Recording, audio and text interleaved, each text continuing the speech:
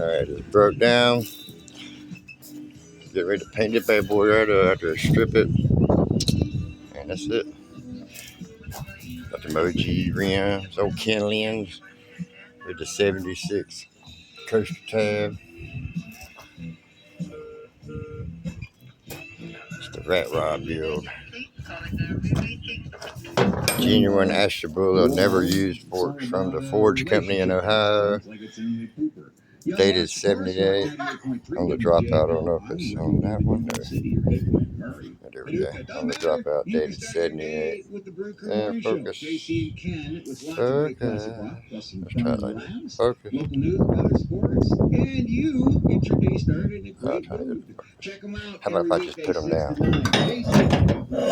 There we go. There we go. 78. For a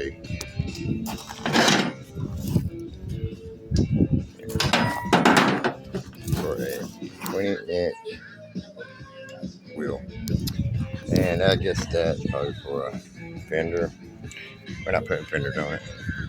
Here's the one thing. They got these right here. They could be for a fender or front brakes if I wanted to get crazy. But these are the forks that came on this, which is about to get these Ashtabulas.